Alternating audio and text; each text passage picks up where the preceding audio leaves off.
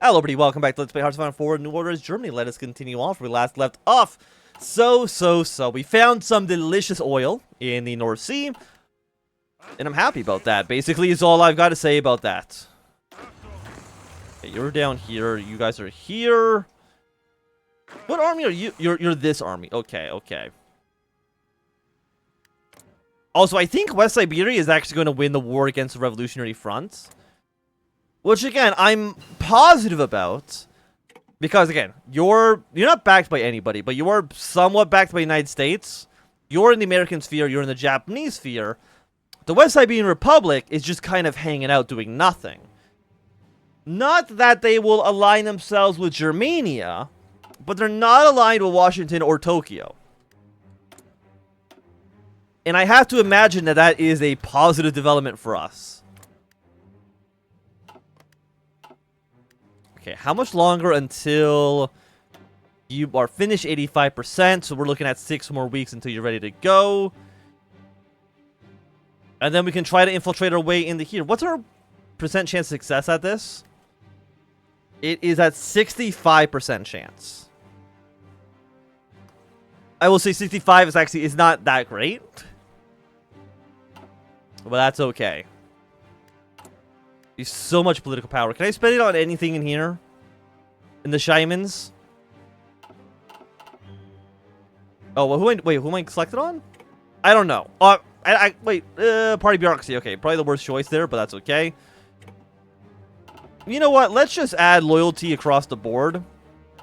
Again, we have so much political power. If you're even like somewhat close. There we go. That looks good. We spent like 500 political power. Everyone likes us very much. We're 88 versus 12%. The numbers are very much in our favor. I'm not going to worry about you so much. I don't think you mean all that much to me. Increase our GDP by 1% for a total of $3 billion. GDP growth will increase to get more stability. Let's go. Once more, Bormann sat in the garnish orange revolving chair through this time. Though this time, the other chairs were occupied. He had instructed the men to ignore him, and they were doing their best, aside from the one whose chair Bormann occupied. He was doing his best not to glower at his Führer when he thought he wasn't looking. Their chairs rolled back and forth like repelling magnets as they called out percentage and figures. They seemed to not use the word the, and, or indeed any other words that were required to form a sentence. But nonetheless, they seemed to understood one another implicitly. The room was almost identical to the mock-up, with the exception of the number of ashtrays that contained the impressive amount of cigarettes the seven planners were going through. Bormann kicked around the floors, setting the chairs for a spin. You could indeed see practically anything he desired. Production figures in Hamburg, unemployment in Munich, administration expenses in Germania. 100% were already performing an impressive call on useless civil servants and streamlined production pipelines enough to pay for itself. And the engineers were considering an expansion of its computing power to delegate yet even more function to the ever-expanding network of transistors. The future where he didn't need economics. Bormann sighed wistfully and kicked the chair for another spin. For a brief moment, science has gone up to his up in his estimation. Except for the owner of the chair. He would have to be disappeared. And yet they say the project's never worked. Okay, excellent. We're going to spend some money on this, but it's not so bad. GDP is at 101.9%. Inflation is up a little bit. So, let's bring inflation down to 3%. Again, we're still just trying to fight poverty. 1% GDP growth. Count our pennies. That reduces our inflation. 0.1% monthly reduction in national poverty rate. At the cost of 0.5% decrease in nominal GDP growth. And your grid power literally has never come up once, I don't think. So I'm not too worried about that. Hey, but look at that. It is actually working. We've almost gone down by 0.5% poverty. Which I will say isn't that great. But I mean, here's the thing. Is the poverty rate including like all the slaves? Because obviously I would not be surprised if the slaves were in poverty. I'd be more surprised if they weren't, to be honest with you. Okay, so how are these all going? Okay, none of these have been... Okay, you're at minor, you're at minor. So some of these have finished, but it's going to take us a while still. Okay, well, economy's improving. You're still going down. Doctor, is it late? Do you need anything else from me before I go home? Meekly asked Dr. Tobias Landsberg's assistant, poking her head through the closed study door. No, Anita, that'll be all. It's late. You better hurry home to your husband. Dr. Landsberg replied somewhat hurriedly, dismissing his assistant. Have a good night now. Glancing at the clock upon his wall, he nervously realized that his patient would soon arrive. Foolish, he thought to himself, he should have made sure his assistant had left half an hour ago. He knew he was getting careless, and that is what could land him in serious trouble. But he scarcely knew that seeing a doctor that hadn't been doing the same as time for some extra income. If they weren't getting into trouble, surely he wouldn't either. Dr. Landsberg's thoughts were interrupted by a distant knocking upon the front door of his practice. By God, he really had to cut it close. He swiftly produced a key from his pocket and locked it in a drawer in his desk and opened it, revealing an official and stamped document labeled Anschweich. Grabbing the document, he briskly made his way to the front door, unlocking it for his late-night patient. Stop. Don't enter. I have your papers. Granted that you have the money. Dr. Landsberg coldly greeted his patron, attempting to arouse a little suspicion as possible for his late-night visit to his office. Thank you, doctor. I couldn't get my Anschweich normally. I thought me and my children were doomed to be outcast. You are our own savior, doctor. Thanks to the man handing over an envelope full of Reichsmarks, before quickly turning around and scurrying away down to the evening street. Without returning any remarks, Dr. Landsberg shut his door and retreated back to his study, letting out a sigh. He looked at his clock again. The patient was early. He truly was cutting careless. Yet, in these days, wouldn't the authorities even notice? He let the thought settle for a moment, calming himself down for opening the envelope to be received, counting the contents.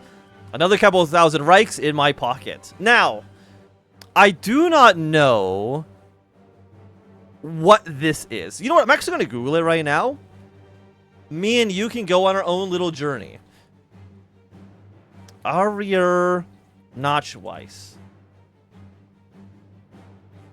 It is... It's an Aryan... Okay, I see. So it's a certificate that's saying that you are Aryan. Is it... Did that like get it like... Is it like a yearly document they gotta get refilled? Anyways. A couple thousand marks.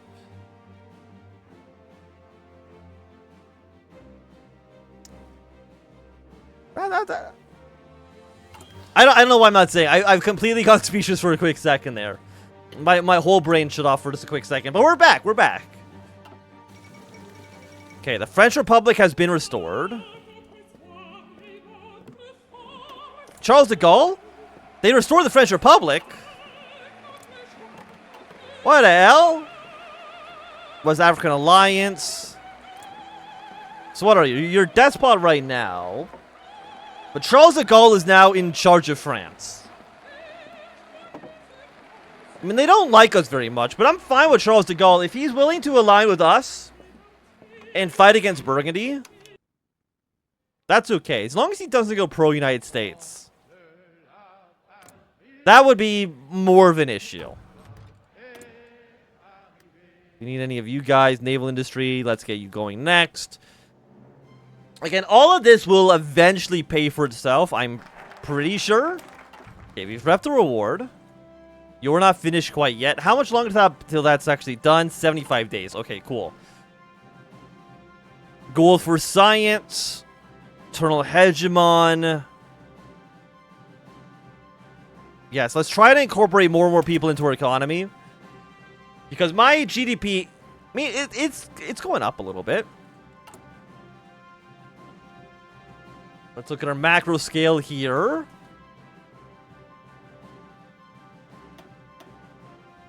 I mean, GDP, again, inflation is still going up ever so slightly. 10% of the GDP. Okay, so I mean, GDP, the debt's gone down a little bit in terms of percentage, not in terms of an actual whole number. Extremely high deficit. 2.7. Let's see if we can increase you up a little bit more. Let's go back up to 25. I know 3.5% inflation sounds pretty... yeah, let's go for a temporary tax hike again. Thank you. Other revenue, 0.4 billion. I have no idea what that other revenue is. But I'll take it. I'll take it. Okay, GDP is going to go up a little bit more. Fantastic. Because you're at 57%. And you're 70. So we're almost done our anti-slavery program. Now the question is, are we actually anti-slavery, or are we just shipping the slaves off to our other into the other territories. I think we're just shipping them off. We're not actually getting rid of the slaves. We're only getting rid of them in Germany proper. But hey, if it boosts our GDP, then, you know, so be it. Total trade. And who's our largest trading partner this year? Italy, huh? Okay, well, we've now infiltrated every single one of the Russian governments. That seems like a positive. Internal hegemon. Oh, we're actually done researching this. So we're at 70%. I will take the... You know, actually, I'm going to do a quick little save here. Just in case this fails. Well, actually, I wonder where the coin flip happens. Does the coin flip, do you think, happen when I click the button? Or on the day it's about to finish? I'm not too sure, actually. But yeah, let's do foreign policy. Let's get you going. $20 million is not too bad. Boost expertise up to maximum. Thank you very much. And is this... I'm guessing it's like 70.5 versus 29.5. We did successfully do all of Russia. And I think that was like a 71% chance. So yeah, 71%. Bring you guys in a little bit more. We'll bring you in like this. Not started. That's because we're just waiting for a lot of these to finish. And I mean, they are slowly finishing. There's no doubt about that. Integrate the Netherlands. Netherlands integration. This is... Oh, we just actually annexed them. Okay. With the Germania Copenhagen line. Let's get a... Yeah, 75 million. Done. So what are they at right now? They're at minor. So I'm guessing there's like minor, moderate, major, and then it's finished. But then we can annex them outright. No strings attached. Oh, did I, is it already done? Oh, I guess so. Oh, and we succeeded. Excellent. Here, Mr. President. The aide bowed before the Chinese president, leaving an open door behind him. Gao sat down his pen, his name half scribbled onto the document. The president let out a sigh. Bring him in, please. Technically, there was no need for please and thanks used. If anything, they took more time away from his work, but it felt nice to be nice sometimes. And through the door slinked a slender man, clad in business casual with a fedora, resting sideways on his head. He looked like a reporter to the president. He supposed that's how he got in. Mr. President, the man said in broken Chinese, his thick German accent slipping through. Honored to be in our presence. Similar, Guao Zhangwu said, flashing a not-so-sincere smile. Must have been a long flight from Germania. The man ignored his pleasantries, instead reaching in for the briefcase. It appeared as though a hurricane had torn through the case, likely the fault of mismanagement at the airport. Despite the clutter, the man retrieved an intact file and stood across the desk of the president. The two met eyes for a moment. Gao with his eyebrow raised, eventually he relented to open the folder. A second later, he shut this. The top continents are outside of this room, Gao said in a hushed whisper. If they find us, you have the cyanide, but I don't. My head. The man raised a hand, silencing the president of China. Without a word, he opened the folder once more, underlining specific numbers with his finger. Thousands of German arms to supply the Chinese army, planes, ships, tanks, most importantly, money. No strings attached. The feeling the president hadn't felt in decades. Both men knew that what shipments were for, and yet both knew that they must act oblivious. Go, Gao commanded, and the mood stood and left. The folder is still on the table. The smell of war in Asia is detectable from Europe. Hello, Mr. Gao Zhangwu. If you would possibly go to war with Japan, let's just say I would be very, very, very happy with that development. And now we're just waiting for you to finish so we can get our way into Iran. What's our percent chance on this? Oh, it just happens. Actually, there's no failing this operation. Cool. I do like not failing.